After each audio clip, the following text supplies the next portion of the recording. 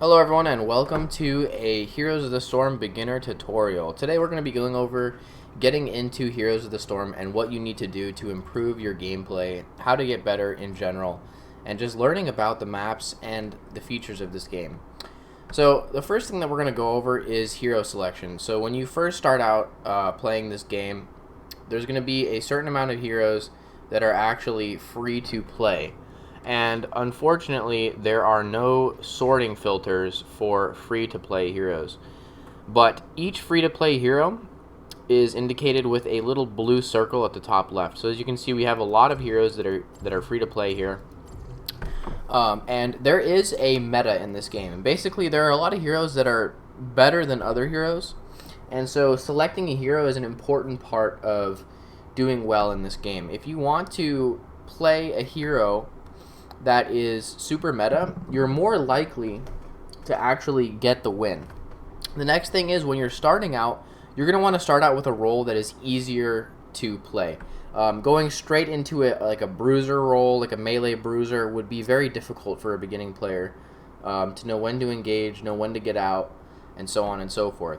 So the best thing that you can do to start out playing this game is obviously play the tutorial so you can kind of get an understanding. And then the next thing that you want to do is also pick a hero that is not too hard to learn. You might have to, spend gold to purchase these said heroes, but it's well worth it to play a hero that is easier to play to learn the game. Now, that's not basically guaranteeing that the hero that is easy to play is actually a good hero. It's just kind of your first step to learning Heroes of the Storm. So a lot of people are going to tell you that some of the easiest heroes in the game are Raynor and Lily. Raynor is a ranged assassin, and Lily is a healer. So let me go ahead and type in Lily here. So here's Lily, she's a healer. And I would recommend starting off with a healer. This is because basically your positioning is dependent on your team. So to learn where to be, you can basically follow around your teammates and say, okay, here's the objective, here's this lane soak here, here's a camp, whatever they're doing, you can kind of follow them around and get a feel for where you're going to need to be. So I'm actually going to pick Raynor just to start us out. You could start out just with Raynor too. You don't have to start out with Lily. And the reason why I'm going into an AI match is because I'm trying to replicate what you should be doing. I'm not trying to replicate what I should be doing, which would be playing a regular ranked or quick match or brawl game. So here we are loading into this game, and let's go over basic navigation. So if you've played the tutorial, then essentially you already know that you should right click to move around, and to attack you can press A and left click on the target that you want to attack. And as you can see, the cursor kind of has this red arrowed thing next to it. So what we're going to do is we're just going to go ahead and go mid lane here. As you can see, this is mid lane, this is top lane, and this is bottom lane. So on this map, usually the solo laner goes bottom and goes here because it's so far away from these other two lanes.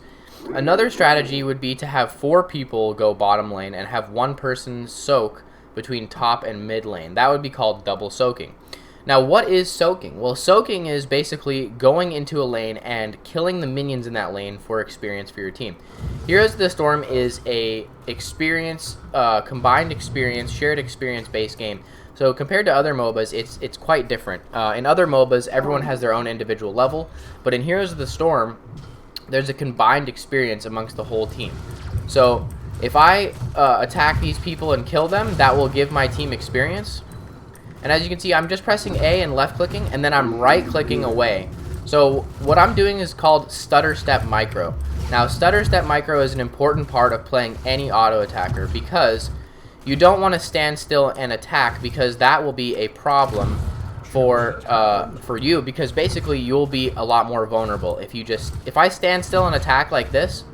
I'm very vulnerable because all people have to do is hit their skill shots in this one little area where I'm standing. Whereas if I'm moving around while I'm attacking, it makes it a lot harder for people to hit me. Next thing is you're going to want to pick your talent. Here we have a new talent on Raynor, which is basically a quest, but every death reduces your bonus by 15%. I would not recommend going that. I would actually recommend going this if you're a beginner, because what this will do is it will give you more damage to structures, which is kind of an easier job for you. Basically, what you want to do is you just want to do as much sieging as you can. With the other talent, it is rewarding. It does give you a lot more damage. However, if you die, your damage is lost. And if you're a beginning player, it's inevitable that you're going to die. As you can see, I'm not running over onto the enemy side of the map. If I run into the range of the tower, it will start attacking me and it will hurt a lot. So I do not want to run into the red towers. The only time I ever want to be aggressive into a tower is if I have my minion wave with me. The minion waves, just like you soak a minion wave, the minion waves will soak the damage from the tower for you. So if I have these blue minions pushing into this tower, it won't attack me. It will attack the minions, which is a great way to be able to siege. So what I'm going to do is I'm going to push all these red minions out by killing them. And now, as you can see, I can attack this tower without being attacked because these blue minions are soaking the damage. On beginner AI, a lot of these people are just going to run right into you. And it's very easy to kill them, because, you know, they're not great. They're just beginner AI. Level 4, I'm going to pick up this Bohemian Armor here. And I'm going to attack the healer. As you can see, Uther is the healer. How do I know what hero is a healer and what hero is an assassin, what hero is a tank, so on and so forth? Well, you basically just got to keep playing the game until you realize, hey, this is what this hero does, this is what that hero does. So the objective on this map is to collect doubloons and then turn them in. So this is Blackheart, and if you right click on Blackheart, it will actually go ahead and turn in the coins that you have. So now, as you can see, our team has turned in 5 out of 10 coins. Once you turn in 10 coins, Blackheart will fire his cannons on the enemy base. It starts out mid lane, and then we'll go to the other lanes as well. So the objective on this map is especially important, and if you ignore it, you're likely going to lose the game. So it's important to follow off and complete the objectives for the maps. So where do I get these coins to turn into Blackheart? Well, chests come up periodically here and here, as you can see where all these coins are dumped out. And also there are little things called doubloon camps, which I can go over, and I can go to this doubloon camp and I can capture it. And as you can see, it drops coins. There were 2 people from their team doing that camp, so they got the coins from it. But that's okay. As you can see, this blue bar has ran out under my hero, so I'm going to go ahead and press B, and I'm doing it in a bush. As you can see, there's this eye over my head, and what that eye does is that eye signifies that I'm invisible to enemy players. So there are actually bushes on this map. There's one here, there's some here, and here, and other places too. There's some bushes here and here. If I stand over these bushes, I'm actually invisible. So it's a great way. If I sit here, I can wait for them to come turn in and they can't see me, and I can stall them from turning in by attacking. And also, I can go ahead and hearth in those bushes and get away to safety without anyone seeing me. So whenever I'm in these team fights where it's a 2v1, obviously this is beginner AI, so they're playing poorly, but you always want to focus the healer. And I almost got the healer there. If I had the damage talent at 1, I would have gotten him. But like I said, it's a risky talent to take if you're a beginner, because you're likely going to die and lose your bonus. So here's Blackheart's coins. They went ahead and spawned over here. So what I'm going to do is I'm going to go and ignore this Malthael and just attack this chest here. Once I completely destroy the chest, it will drop all 5 coins, and I can pick them up and go to the turn-in. As you can see, we're actually 8 out of 10. 10 out of 10 for the turn-in. Our AI teammates have turned in. So now we have this Malthael bot attacking us for who knows what reason. He's very low. He should go back. And we're just going to continue pushing bottom lane. Raynor is actually a great solo laner. A lot of people play Raynor as a full-on assassin. I like to play Raynor as more of a kind of bruiser specialist, kind of just kill the minions. So we're going to go ahead and pick up Hyperion here and cast it towards the fort. And what that's going to do is it's going to just help me siege it.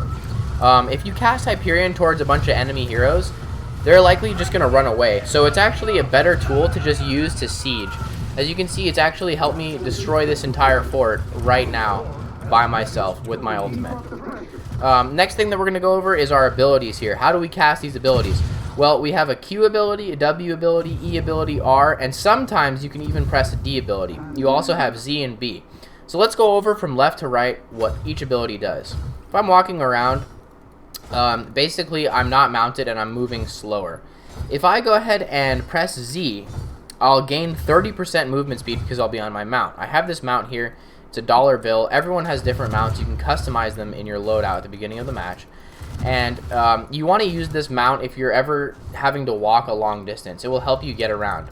What does my Q do? Well, let me just mouse over that Q so we can read. Deal 293 damage, knock back, and slow enemies in a line by 20% for 2 seconds. Enemies close to Rainer are knocked back further. What does my W do? Gain attack speed. So it's important to read your abilities. That's the huge mistake I see beginner players making, is they go in and they just come in here and they just press buttons expecting it to work. As you can see, I cast my Q backwards there, so it didn't actually do anything, and it was a complete waste. So for this Q, you actually have to aim it at the hero and press it. The W you can just press because it gives you attack speed, and the E gives you healing. So make sure you read and understand what your abilities do so you can use them properly. If you just spam buttons, it's not going to work because you're not going to understand what you're doing, where you're casting it, what it does, and yeah, it's going to be a big problem. So another thing is you're not going to want to chase. Like, if heroes ever run away a certain distance, you just want to let them go, because chasing them is likely to result in you being led into the enemy team and then just being killed. Another thing is I'm pushing very far out, and this is a beginner AI match, so I'm not going to be punished here because these beginner AIs really are terrible and they don't know how to play at all. But basically, if it was a good team, all 5 of them would come down here and kill me for pushing this far out into the lane. So most of the time, once you're past the halfway point on the map, which is around here, you're going to want to be very extra cautious and always be looking out in the other lanes to see if see if enemies are coming to gank you. Gank is basically a word for when the entire enemy team comes to you and wants to kill you. So we're going to also focus these cannon towers, and it's important to not focus the wall but focus the cannon towers, unless they have a hero that can pull you behind and like eat you and pull you behind the wall, like Stitches. If they do have a Stitches, then you do want to take out this wall instead of the cannon towers first. But if they don't have a Stitches, or like a Diablo or anything like that, or Garrosh, then you don't have to focus the wall, you can focus the towers. So as soon as I get enough mana again, I am going to cast my Hyperion on this keep. So as you can see, this is the keep, and these are forts. So usually their forts are here, but we destroyed their fort, so it's no longer there. These are siege camps. They're actually really good at sieging, meaning they're great at pushing forts and keeps and taking them out. And we actually have 2 siege camps here. Each siege camp consists of 2 siege giants, and we're just pushing hard down here, clearing everything we can and having a good time. So for our level 13 talent, I think we're going to take Giddy Up, and we're going to use our stim and just try and attack this core here. So another thing that you can do, which they won't tell you in the tutorial, and you might not find this in other guides, is actually you can, if you have AI teammates, you can ping them to have them follow you. So first, I actually do need to go get some mana, so I'm going to go over here to this bush right here, and I'm going to go ahead and hearth. Need to make sure that eyeball is over my head, and then I know that the enemy team can't see me. So once I hearth, I return back to here, I heal and get full mana, and now I can go back out. What I'm going to do is I'm actually going to ping my teammates. So as you can see, I just press Alt and left click on the teammate. So Alt and left click, and it will ping the teammate, and now the AI will follow me. So it's important to have your AIs follow you. If someone leaves, you can have them come follow you and help you out, which is it's a good way to have a teammate constantly with you if you want.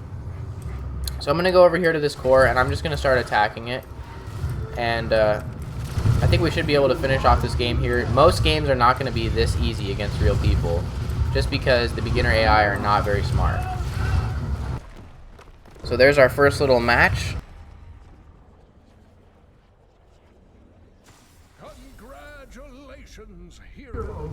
Wasn't too hard, but it does take a lot of practice to essentially learn how to play a hero, any hero, because every single one of them is different. They have different talents. So before you even get into a match, I recommend going over here to your talents and familiarizing yourself with talents. Now, which talents should you take? Well, that's a really good question. There's actually a great website that I like to use, and it's called Icy Veins. And you can actually access Icy Veins just by typing in the name of your hero and build on Google every time.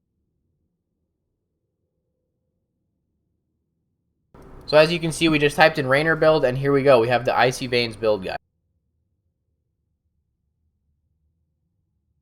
Scroll down and it will tell you each talent that you can pick. So for level 1, we have this talent, 4, 7, 10, 13. We have all these talents. So what we can do now is we can go into our game, and if you have 2 monitors, this really helps. Otherwise, you're going to have to remember the icons. So for 1, 4, 7, we have blue, green, and black. So we'll go into game, and we'll say, okay, blue for level 1, we put a heart next to it. Green for level 4, and then black for level 7. So when we put a heart next to these talents, it actually helps us know which talent we want to take. So you can actually favorite all these talents here and pick which ones you want so that you know what you want to take when you're playing the game. That way you don't have to figure this out when you are playing the game. Next thing that you want to do is before you ever start on any new hero, you're going to want to go to your abilities and read through each and every one of your abilities. It's important to familiarize yourself with all the abilities that you have to press and then what trait you have. Each hero has a trait, and sometimes it's an activatable trait. Usually it's not an activatable trait, meaning it just happens no matter what. So every 4th basic attack from Rainer splashes to a small area and deals 125% more damage to the target. So that's Rainer's Give 'em Some Pepper trait. So if you keep that in mind during your gameplay, you'll know that if you consecutively attack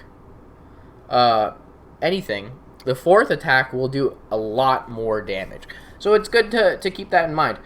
A lot of heroes have traits. Let's go over to Li Ming, and let's go to her abilities. And as you can see, critical mass. This is Li Ming's trait. Getting a takedown will refresh the cooldown of all of Li Ming's abilities. So that means that if you kill someone or your teammates kill someone near you, you will have all your abilities refreshed, all off cooldown. So if you just use them and they're waiting to go back up with a timer, they'll all be reduced to nothing. So it's really important to understand what trait your hero has and how to use it. Here's an example of an active trait, meaning basically you have to activate this trait. So Bio Kill Switch is actually Stukov's trait, which can be activated with D. Activate to detonate all of Stukov's viruses. Each healing pathogen heals its target for 450 health, and each weighted pustule does 100 damage and slows its target by 70%. So if you spread a Q to your allies and then press D, it will heal them a lot. If you spread a W to your enemies and then press D, it will slow them for 70%. So it's important to understand how these heroes work and how their traits work with their basic abilities, because otherwise you're not going to really know how to use these heroes. You're also going to want to understand the ultimate abilities of a lot of heroes. As you can see, if we go to the abilities of Tychus here, we have 2 ults, Commander Odin and Draken Laser Drill. Ultimate abilities should only be used against heroes most of the time. I mean, it can be used, the ultimate abilities can be used on objectives or on forts and such, but most of the time you want to use it on an enemy hero in a team fight. So here's Draken Laser Drill. It's an example of one of Tychus's ultimates. Call down a laser drill to attack nearby enemies, dealing 142 damage every second. Reactivate to assign to a new target. So we can throw down a big drill and have that drill attack enemies. So basically, it's important to just understand all of the ultimate abilities. So I hope this video helped you, and I hope you learned something, and I will see you on the next.